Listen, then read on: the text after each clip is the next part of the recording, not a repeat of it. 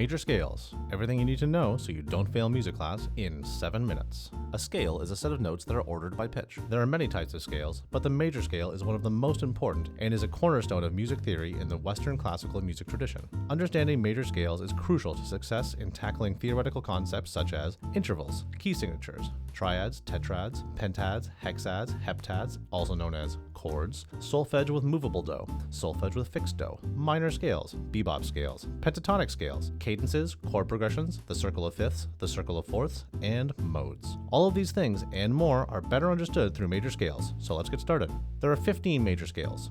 Although they look very different at first glance, they're all built using the same few simple rules. Let's take a look at the easiest one, C major. Notice that the C major scale has 8 notes. It starts and ends on the same note, in this case C, and every other letter name shows up just once. A, B, C to start and end the scale, D, E, F, and G.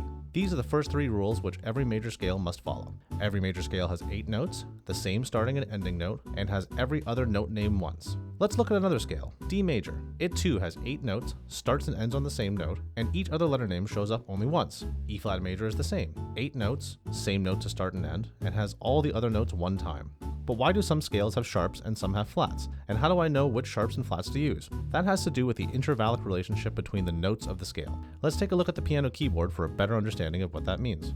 We've already seen what C major looks like on the staff. Here's what it looks like on the piano. It's C, D, E, F, G, A, B, C.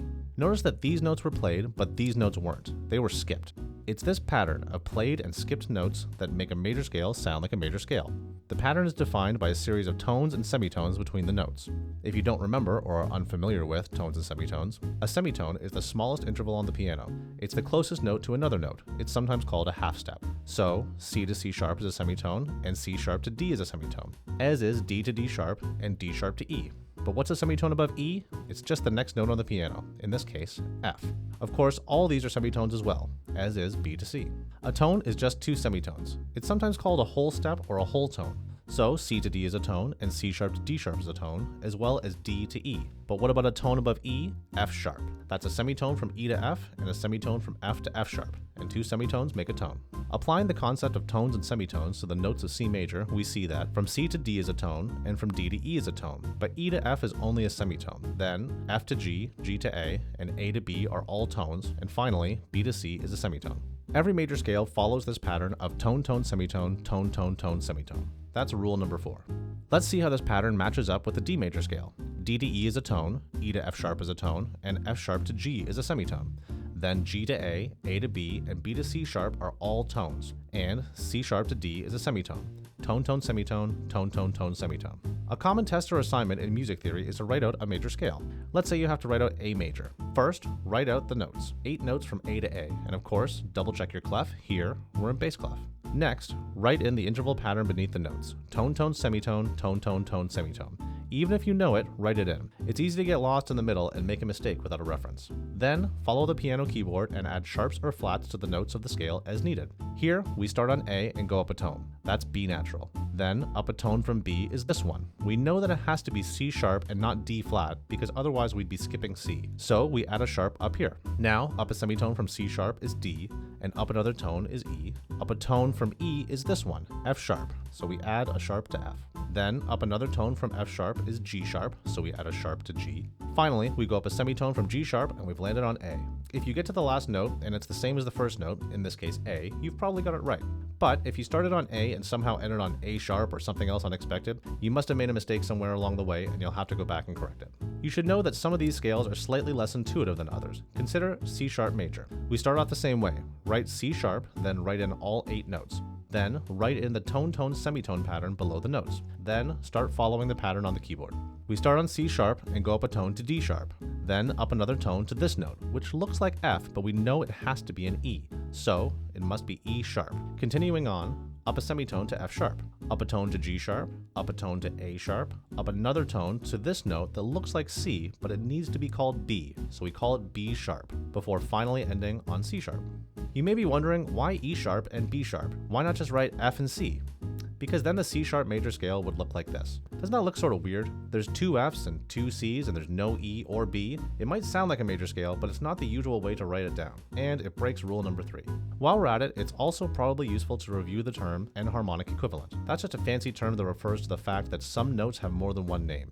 They sound the same but are spelled differently on the page. It's easy to see on the piano that this note can be either called F sharp or G flat, and this one could be called G sharp or A flat. In fact, all the black notes have 2 names. Some of the white notes have 2 names too. E and F are sometimes called E sharp and F flat, and B and C are sometimes called B sharp and C flat. What you call them depends on the context. And now for some common questions about major scales.